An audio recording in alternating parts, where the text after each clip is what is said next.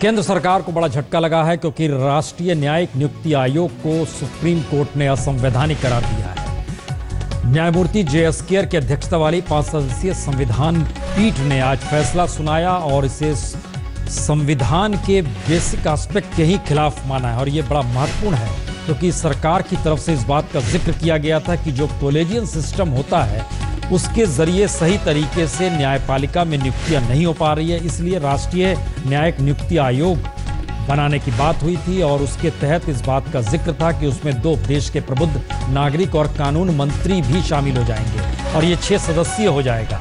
मौजूदा वक्त में ये सिर्फ 4 सदस्यीय है कॉलेजियम के तौर पर, जिसमें चीफ जस्टिस ऑफ इंडिया के अलावे 3 सीनियर मोस्ट जस्टिस शामिल होते हैं जो फैसला लेते हैं। 93 से चला रहा है और जिसकी भी नियुक्ति होती है उस नियुक्ति को वह प्रधानमंत्री और राष्ट्रपति के पास अनुशंसा के लिए भेजते हैं। लेकिन जो केंद्र सरकार की तरफ से इस वक्त कहा गया था, जिस नियुक्ति आयोग का जिक्र किया गया था, उसमें था कि चीफ जस्टिस के अलावे 2 सीनियर मोस्ट जस्टिस के साथ साथ कानून मंत्री भी आ जाएंगे और केंद्र सरकार और प्रतिपक्ष का यानी प्रधानमंत्री, प्रतिपक्ष का नेता और चीफ जस्टिस 2 प्रबुद्ध नागरिकों को तय करेंगे जो उसके सदस्य के तौर पर और ये पूरी की पूरी स्थिति बनेगी। लेकिन जो आज बहस के बाद जो फैसला निकल कर आया उसमें इस बात का जिक्र किया गया है कि इस फैसले से मौजूदा वक्त में जो संविधान का बुनियादी ढांचा है वह इससे हिलता है, क्योंकि अनुच्छेद 368 संसद को संविधान के बुनियादी ढांचे को बदलने की अनुमति नहीं देता है। इस बात का जिक्र किया गया है। फालियस नरीमन ने सुनवाई में अपनी बहस में इस बात का जिक्र किया था कि उन्होंने दलील दी थी कि हाईकोर्ट के मुख्य न्यायाधीश इस आयोग में भागीदारी नहीं है, वे सिर्फ अपनी सिफारिश आयोग के पास भेज सकते हैं। उन्होंने कहा था कि दरअसल ये एक बहुत बड़ी कमी है। और नरीमन ने ही कहा था कि राष्ट्रीय न्यायिक नियुक्ति आयोग में जो है सुप्रीम कोर्ट के 3 वरिष्ठ जजों की जो प्रमुखता नहीं दी गई है, जबकि वेंकटचलैया आयोग ने इसकी सिफारिश की थी। ये सारे सवाल थे जिसको लेकर, लेकिन बड़ा सवाल ये है कि सरकार की तरफ से जो सोचा गया था, सुप्रीम कोर्ट के वकील डॉक्टर सूरज सिंह ने इस पे क्या कहा, पहले ये सुन लेते हैं फिर हम इस पे जरा चर्चा भी करेंगे। Senior most judges will choose the judges, will continue. That has been restored. So what has been the equal? I mean, how many judges were for it, or was it a new name? It was the majority judgment. So your name and Number they were still reading when we came. Okay. so Yes. your name. Dr. Suraj Singh, Advocate, Supreme Court. Okay. Yes.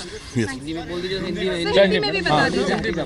आज एक बहुत ही ऐतिहासिक महत्वपूर्ण फैसले में संविधान bench ने, supreme court की ने, जिसमें जस्टिस केहर की कोर्ट ने ये फैसला दिया कि ये जो नई जुडिशियल अपॉइंटमेंट कमीशन का अमेंडमेंट था, 99th अमेंडमेंट, ये असंवैधानिक है क्योंकि ये संविधान के मूल ढांचे का उल्लंघन करता है। और जो संविधान का मूल ढांचा है उसमें इंडिपेंडेंस ऑफ जुडिशरी यानी न्यायपालिका की स्वतंत्रता का अधिकार है। तो क्योंकि इसमें जुडिशियल ऑफिसर्स के अलावा, जजेस के अलावा एमिनेंट जूरिस्ट के नाम से दूसरे लोग पॉलिटिकल इंटरफेरेंस का डर होगा। 6 बेंच में से 2 जो कहेंगे वो वीटो कर सकते हैं और वो 2 नॉन जुडिशियल हैं, तो इसलिए इंडिपेंडेंस ऑफ जुडिशरी पे असर पड़ेगा।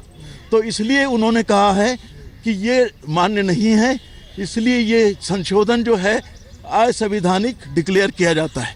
सर पहला पॉइंट जो कोर्ट ने कहा था 3 पॉइंट के जजमेंट से, पहला पॉइंट क्या था उसमें, लार्जर बेंच वाला? That it was referred to the larger bench. It can still be referred to the larger bench क्योंकि ये 5 जजेस का है ये। और फुल बेंच जो है, अभी तक सबसे ज्यादा बड़ा फैसला केशवनाथ भारती के केस में था। उस समय 13 जजेस थे, तो 13 के 13 जजेस उसमें बैठे थे।